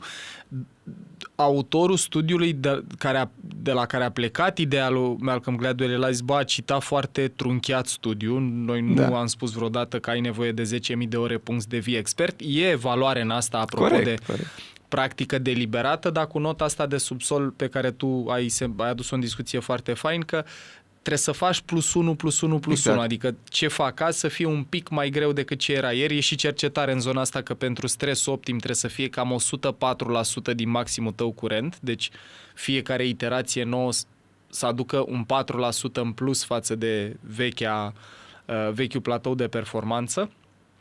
Aș vrea să te întreb, deci am ajuns acum cu povestea unde erai GM la BlaBlaCar. Câți oameni aveai în echipă? Câți oameni? Erau 6 oameni în echipă și mai colaboram cu colegi din alte țări. Deci agil, nu organizație cu 10 nu. Și de la BlaBlaCar și de fapt tot parcursul, de la consultanță la Ana Holding la BlaBla, cum a arătat evoluția ta mentală? Ți era clar că vrei să mergi către altă companie de tech? Erai deschis la oportunități? Aveai vreo claritate? Și vreau să te întreb și chestia asta, angajat versus pe cont propriu. Ți-ai pus problema vreodată că poate nu vreau să mai fiu angajat, aș vrea să pornesc ceva al meu? Cred că din nou, nu am fost neapărat foarte structurat când doream să ajung la o companie mai mare, tech. Modul în care am ajuns la Google a fost că mi-a scris un recruiter pe LinkedIn. Deci... Unde, apropo, recomand tuturor să aibă un profil de LinkedIn actualizat, pentru că sunt foarte multe oportunități și e un mod bun de a te conecta cu lumea profesională. Acum, de exemplu, intrând și în lumea startup-urilor, mi-am dat seama cumva și mai mult unde pot să aduc valoare și unde nu. În sensul în care nu aș vrea să pornesc ceva pe cont propriu dacă nu e ceva ce mă pasionează foarte mult și aș vrea să pun 100% în acel lucru. Prefer mult mai mult să fiu angajat la Google, unde îmi face extrem de mare plăcere, unde pot să am un impact foarte mare prin proiectele pe care le facem și să susțin în paralel antreprenori prin finanțare, prin mentorat, prin advising și așa mai departe, pentru că cred că asta mi se potrivește acum mult mai bine decât să pornesc eu ceva pe care să fiu dedicat 100%. Poți să ne spui un top 3, top 5 lucruri care au contat pentru tine și care contează pentru tine profesional? Timp liber, autonomie, bani, impact. Care e busola ta valorică în ce privește munca? Da. În primul rând învățare, adică în fiecare zi învăț ceva deci la Google. tine cred că ăsta e titlul episodului, învățare continuă. Da, asta îmi dă și foarte multă energie, impactul pe care putem să-l avem și aici nu cred că, acum nu vreau să sune așa, așa e. Dar nu știu dacă e o altă companie care poate să aibă un impact atât de mare și prin produsele pe care le lansăm, care sunt folosite de milioane de români, dar și prin programele pe care le facem, educaționale, siguranță online și așa mai departe, deci partea asta de impact foarte importantă. Să lucrez cu oameni cu care îmi face plăcere să lucrez. Asta mi se pare extrem de important. Dacă nu ți-e drag de oamenii cu care ești alături, oricât de interesant e jobul în sine, o să pleci de acolo. Cumva cred că astea sunt cele mai importante pentru mine. Astea, bani, flexibilitate, au contat, că sunt lucruri care pentru mulți oameni care ne privesc sunt pe agenda. Da, cu siguranță că banii contează, însă cred că odată ce reușești să îți acoperi nevoile de bază, odată ce îți permiți anumite lucruri pe care ți le-ai dorit cumva, nu mai contează atât de mult, adică nu mai e principalul factor și ești dispus cumva să accepti mai puțin bani pentru niște provocări mult mai interesante. Iar legat de flexibilitate, da, cu siguranță, adică unul dintre avantajele cumva la rolul pe care l-am e managerul meu e un manager regional, nu e în România, am foarte mare autonomie locală și asta îmi permite cumva să merg pe direcțiile pe care consider că sunt cele mai bune pentru ceea ce facem. Avem niște slide-uri în lucru la momentul la care înregistrăm noi conversația asta, în care sunt niște cercetări, datele sunt din Stolen Focus al lui Johan Hari, ultima lui carte, și povesteau că, nu mai știu numele companiei, dar au descoperit că dacă munceau 4 zile pe săptămână în loc de 5, toți indicatorii de performanță creșteau, productivitate, satisfacția oamenilor, tot. Și mie mi se pare, apropo și de autonomia în învățare de care am vorbit în conversația noastră de până acum, cât de important e să conduci propriul proces de învățare și învățarea să o disociem un pic de școală. Da. Școala e una, învățarea e alta. Școala să termin la un moment dat, pentru mulți dintre noi învățarea rămâne toată viața, dar și autonomia asta decizională mi se pare importantă, să ai înțelegerea asta, eu îmi conduc propriul parcurs, e important să mă uit la ce s-a mai întâmplat în viața mea și să pivotez de aici încolo. Exact. Aș vrea să te întreb acum, ajungem la Google, ai fost recrutat, practic, deci a venit oportunitatea către tine. Da. Vreau să te întreb cam cum arată o zi din viața ta, că uite, poate oamenii care ne privesc sunt curioși cum arată o zi din viața omului care conduce marketingul Google și YouTube în România. Cum? E foarte diferită, pentru că noi, practic, marketingul la Google se ocupă de 3 direcții foarte mari. Una e zona de business, unde interacționăm cu directori de marketing, facem programe pentru agenții prin care le ajutăm să crească în online. Deci odată e partea de business în care interacționez cu mulți oameni de business. Apoi e partea asta de consumer, de produsele noastre pe care le folosiți, de la Google Maps, la YouTube, la Gmail Drive, și așa mai departe, exact, unde interacționăm cu diferiți parteneri. De exemplu, nu știu, am lansat Google Pay, interacționăm cu Visa, cu băncile, cu așa mai departe. Și apoi e zona pe care noi numim Grow with Google, toate inițiativele noastre prin care dezvoltăm ecosistemul digital dintr-o țară. Și aici interacționăm cu guvernul, de exemplu, când a fost situații de criză, cum a fost cu COVID-ul, să transmite informațiile corecte prin tool-urile noastre, să afișăm acolo numărul de cazuri, lucruri de genul, deci aici ajutăm partea administrativă, apoi cu ONG-urile să folosească tool-urile noastre pentru a fi mai eficiente, cu startup-urile, cu creatori de conținut, deci e foarte diversă activitatea. De învățare, de oportunități. Exact. Provocarea mai mare e prioritizarea, că în momentul în care poți să faci atât de multe lucruri, cum prioritizezi proiectele pe care ți aloci cel mai multă atenție? Și cum faci asta? În primul rând, pornesc de la care sunt obiectivele companiei, la nivel global, la nivel european și încerc să mă asigur că ne aliniem cu acele obiective și apoi că aducem acel cumva local flavor, adică care sunt de fapt nevoile în România, pentru că altele sunt nevoile în state versus care sunt nevoile în România. Și în funcție de asta decidem ce prioritizăm. Uite, de exemplu, un exemplu foarte, foarte concret. Siguranța în online e un subiect extrem de important pentru mine, deoarece consider că trebuie să educăm noua generație să știe cum să fie în siguranță în online și ei nu vor învăța lucrurile astea de la părinților, pentru că nu știu aceste lucruri. Și atunci unul dintre cele mai mari proiecte pe care le-am făcut acum recent se numește Eroi Internetului și de 3 ani de zile, de fapt cam de 2 ani și jumătate, prin parteneri mergem la școli, mergem la elevi, la părinți să învățăm cum să fie în siguranță online. Da. Beautiful. Cât la sută din timpul tău, cum arată așa, dacă ar fi o plăcintă cu procente, un pie chart, cât lucrezi efectiv pe task? Cât e management, cât sunt întâlniri cu parteneri, cum arată mixul ăsta așa, on average, pe săptămână, pe lună, cum... Mai e ceva de menționat aici că noi lucrăm foarte mult regional, adică eu lucrez cu foarte mulți colegi și din alte țări din estul Europei și atunci avem foarte multe meeting-uri cu ei, meeting-uri online, deci aș spune că undeva la probabil 20% din timp alocăm pe genul ăsta de discuții și de întâlniri și de alignment-uri. Undeva la 20-30% mă aloc pe strategie, pe creație, pe a gândi ce să facem cumva mai departe. Și apoi restul timpului cu echipa și cu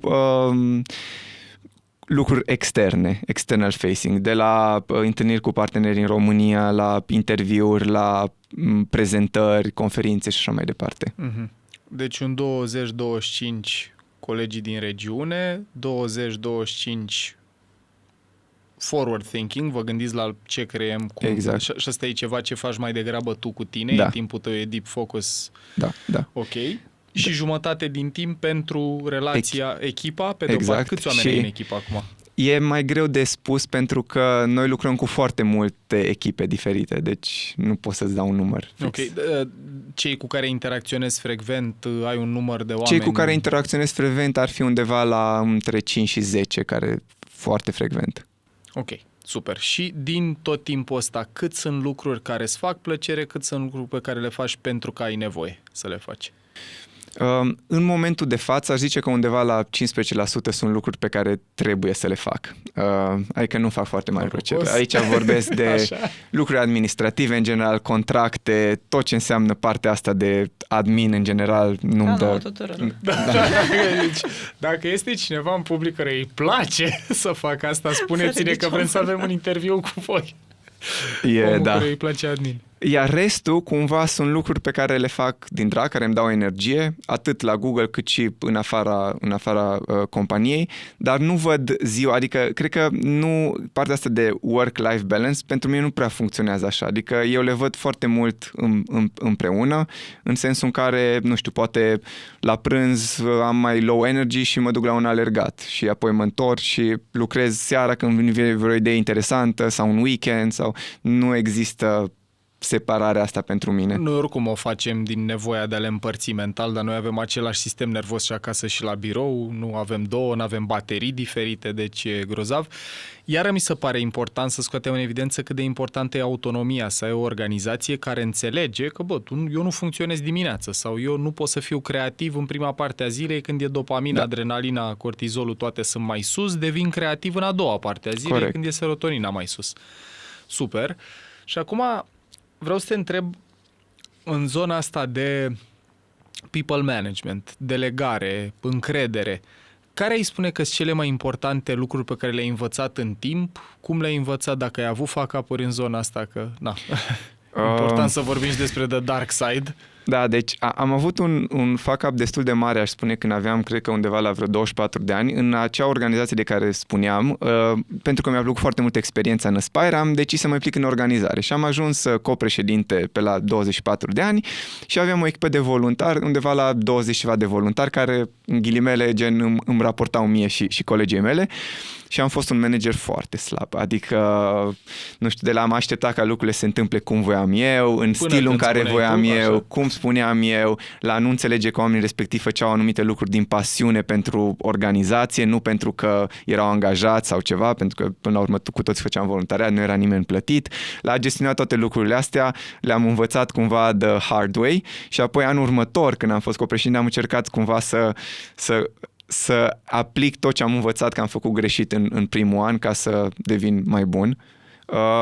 Și cred că problema cea mai mare la management în general sunt generalizările astea, știi, de genul nu e ok să faci micromanagement. Da și nu. Trebuie să te adaptezi la oamenii din echipa ta. Cu unii poate trebuie să faci mai mult micromanagement pentru că sunt la început de drum sau încă nu știu lucrurile cum trebuie. Cu alții, mult mai puțin. Cu unii poate e bine să discuți lucruri personale inițial, cum ți-a fost weekendul și așa mai departe.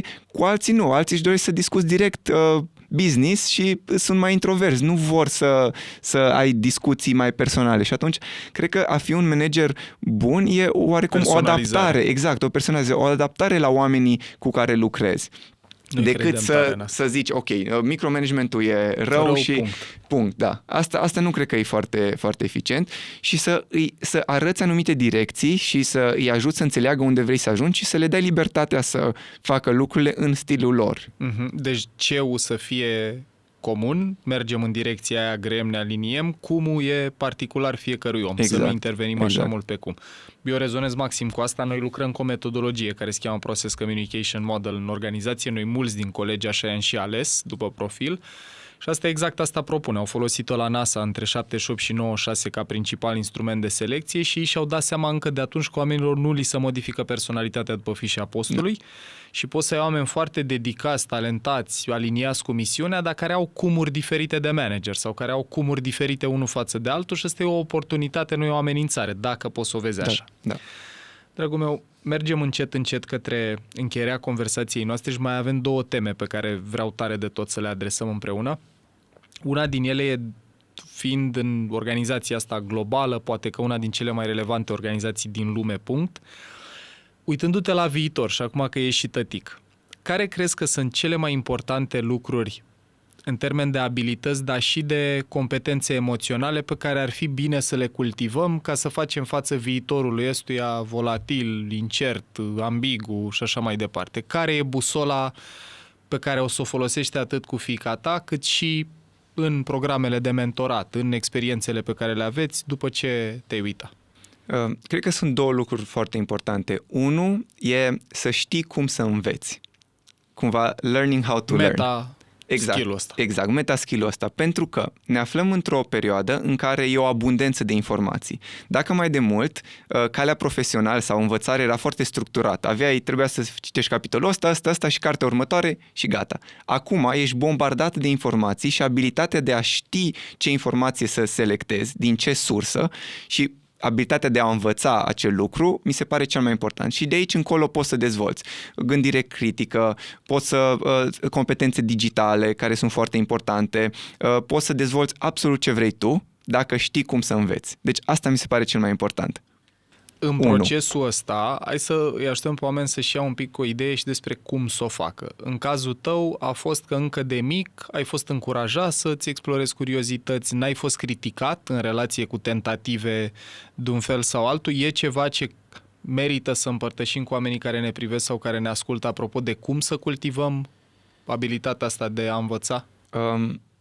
Mi-e foarte greu să dau sfaturi aici, nici nu sunt expert în domeniu. Ce mi se pare mie că e destul de util e să te duci tot timpul la nivel de principii și de bază când vrei să înveți ceva. Adică vrei să abordezi un subiect nou, nu te duci direct, adică vrei să înveți matematică, nu te duci direct la derivate, ci începi cu aritmetica, începi cu numerele și asta trebuie să fie abordarea back to basics în toate subiectele pe care tu vrei să le faci.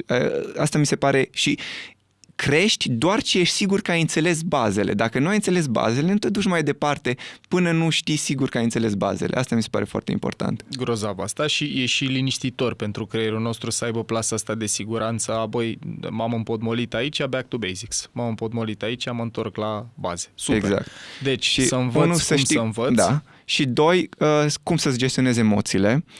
care, ok, te ajută în primul rând pe tine să duci o viață mai bună, să ai relații mai bune cu familia, cu prieteni și așa mai departe, dar te ajută și să ai relații profesionale mai reușite și mai ales într-o lume în care multe lucruri se întâmplă online, în care nu mai ești față în față cu omul respectiv să-i citești emoțiile, e un risc mult mai mare să simți că să proiectezi, exact, să te gândești, mail-ul de la persoana respectivă sună așa, înseamnă că e supărat pe mine sau eu supărat pe el sau așa mai departe. Dacă nu știi să-ți gestionezi bine emoțiile, în perioada următoare mi se pare că va fi foarte dificil să ai succes în... Bun, deci capacitatea asta de gestiune a propriilor emoții. În România noi am avut tot sezonul 6 din podcast, a fost numai despre emoții, de la a reconsidera ce înseamnă de fapt inteligența emoțională, la relația cu frica, furia, rușinea, regretul, anxietatea, o grămadă. Și avem și un episod care e și interesant, dar e și trist în egală măsură, despre analfabetism emoțional la români. La noi, cred că singura emoție foarte prezentă era furia. Asta este number one ce putem trăi aici. Eu mi-aduc aminte și gândindu-mă la propria familie că era emoția cea mai prezentă în conflictele alor mei sau în situații tensionate. Eu cred că e cu atât mai important apropo și de rezultatul cercetării astea pe România, aș vrea să te întreb competența asta de gestiune emoțională, tu văzând o grămadă de țări și o grămadă de companii, o grămadă de oameni, cum o vezi până alte părți? E prioritară? Sunt mai buni decât suntem noi în a o face? Cum? Cred că e foarte individuală, cumva. Adică nu aș zice că văd că anumiți colegi sunt mai deschiși sau nu. Cumva poate, din ce știu, zona de nordicele, țările din nord sunt mult mai cumva avansate pe tema asta, dar eu nu interacționez foarte mult cu colegii de acolo, deci nu aș putea să spun, dar în estul Europei nu simt că sunt diferențe. Cred că nu alocăm suficient de mult timp noi ca indivizi să ne rezolvăm aceste lucruri în afara jobului și după aia ele se reflectă în jobul respectiv. Și asta am simțit și la mine, de exemplu, până să nu încep să lucrez cu mine, era reacționa mult mai emoțional. Apropo de obiceiuri, uite, de exemplu, filozofia, când eram mic, când creșteam, mi se părea că nu are niciun sens și că e ceva fără rost. Acum doar filozofie citesc, rar mai citesc cărți de business sau așa, că mi se pare că sunt foarte generalizări și nu te ajută foarte mult. Te ajută dacă vrei inspirație, dar cam atât. Și atunci și asta s-a schimbat față de copilărie versus acum. Deci filozofie. Noi urmează să dăm drumul unui playlist care se cheamă Neurofilozofie, un prieten care are doctorat la intersecția între filozofie și neuroștiințe și vrem să vedem cum sunt astea. Vorbeai de lucru cu tine, te întreb punctual, terapie ai băgat? Nu. Și cum arată lucru? Ce ai abordat? Să scriu lucrurile pe care le simt și pe care le cred, să mă uit la emoțiile mele ca de la persoana a treia, ca și cum aș urmări de ce apar emoții respective, ce mă deranjează, de ce s-a activat acel lucru, dacă ceva îmi spune ceva și mă enervez, înseamnă o fărâmă de adevăr, pentru că dacă n-ar fi avut, nu m-ar fi deranjat deloc. Să învăț mai bine de ce se nasc anumite emoții în mine. Deci e tot mintea ta analitică pe care ai observat-o încă de când erai copil, dar de data asta e aplicată asupra propriilor tale trăiri. Și să treci cumva, inclusiv gândurile pe care le ai și emoțiile pe care le ai, prin același filtru prin care treci ce-ți spun persoane străine. Pentru că tu iei tot ce e în mintea ta ca un fel de adevăr absolut. Ceea ce nu e adevărat, pentru că multe din lucrurile respective sunt doar concepte pe care tu le-ai luat de la societate și subconștient peste ce și vine. doar exact. Beautiful. Noi avem trebuie să spunem și în episodul ăsta, deci Robert, doctorul în neuroștiințe de care vorbeam, are o expresie care este așa, că realitatea este o psihoză parcelată senzorial, colorată afectiv și îmblânzită cognitiv. Care, mai simplificat, așa spus, e discursul lui Anil Seth în linie cu asta, că noi ne halucinăm realitatea, noi primim un pic de informație senzorială, ce a venit în mail, ce mi-a zis soția, ce a făcut copilul, o combinăm cu tot ce e deja la noi în baza de date în memorie și mixul între astea ne apare ce numim noi realitate. Toată viața ta, de fapt, e în mintea ta. Calitatea vieții tale e, de fapt, calitatea gândurilor tale și a minții tale. Aș vrea să te întreb, dacă n-ai mers până acum într-un proces de ăsta terapeutic, cum ai avut conștientizările astea sau cum ai început să pui în practică lucrurile pe care le faci? Cum a apărut impulsul? Cred că tot prin ideea asta de a copia de la oameni pe care admir, în sensul în care am început să cunosc, în ghilimele, online oameni pe care admiram foarte mult, vedeam lucruri, cărți pe care le citeau, am început să le citesc și am început cumva să înțeleg despre ce e vorba în cărțile respective și să pun în aplicare. Și aici cumva se leagă iar de filozofie, de stoicism, de awareness, de lucruri de genul și asta a fost cumva journey-ul meu personal. Te mai întreb de unde ți iei informația? Ce permit să-ți atingă mintea? Foarte puține lucruri. Super, în sensul și mă bucur care că cineva din rolul tău și în organizația ta spune asta. În sensul în care de multe ori știrile încearcă să te facă să crezi că toate problemele lumii sunt pe umerii tăi, ceea ce nu e adevărat și atunci trebuie să filtrezi lucrurile respective. Cred că și aici ai o chestiune de a defini cine sunt oamenii în care ai încredere și sursele în care ai încredere și apoi să te uiți prin filtrul lor la anumite subiecte. Dacă vreau să văd ceva de somn, o să citesc de la Matt Walker. Nu o să... Longevitate. Exact, longevitate și așa mai departe. Da, și cumva, prima oară fac acel filtru, cine sunt persoane și sursele în care am încredere și apoi, da, oricum nu poți tu să faci research la nivel că nu-i treaba ta. Exact, că nu-i treaba ta pentru tot, însă asta e modul prin care gestionezi. Deci curatorizezi oameni care îți aduc informație și te întreb și foarte concret pe ce platforme. Îi urmărești pe Twitter, îi urmărești... Da, e cumva interesant aici. Eu sunt foarte activ pe platforme gen, nu știu, poate pe LinkedIn sau pe Facebook, nu foarte activ, dar sunt mai activ. Pe Twitter nu sunt aproape deloc activ, dar acolo urmăresc cel mai mult și consum cel mai mult, învăț cel mai mult. Acolo sunt oamenii care oamenii care mi-au schimbat viața. Very nice. Aș vrea să te întreb dacă vrei să recomanzi celor care ne privesc sau care ne ascultă top 3-4 cărți care te-au atins și top 3-4 oameni pe care ai recomanda să-i urmărească oricine vrea să trăiască mai bine, să fie mai pregătit pentru viitor. Da, sigur că da. Pe partea de cărți, aș spune 2 cărți de la Anthony de Mello. Una se numește Awareness și cealaltă se numește The Way to Love. Tot ce înseamnă stoicism, în special pe zona Seneca, aș zice că e cumva... Cred că ce e interesant aici e că vor vedea că aceleași probleme, și Marcus Aurelius, că vor vedea că aceleași probleme pe care le ai tu, le avea și împăratul Romei, le aveau și oameni de business de acum 2000 de ani și tot probleme despre cum să fii fericit, cum să ai relații bune, cum să duci o viață bună și cu cât e mai veche problema, cu atât e mai veche și soluția și întrebările la problema respectivă. Deci cumva pe direcția asta, zice, care mie mi-au schimbat viața. Așa oameni, aș zice, Naval Ravikant e preferatul meu, e un investitor din Statele Unite, dar care cumva s-a transformat într-un filozof, așa, aș zice, de la am învățat cele mai multe lucruri. Și în rest mai urmăresc investitori tech. Acum, nu știu, Mark Andreessen, Balaji, nu știu dacă... În zona asta de... nu știu, nutriție. Asta am să zic, pe fiecare arie din viață am anumiți oameni pe care urmăresc.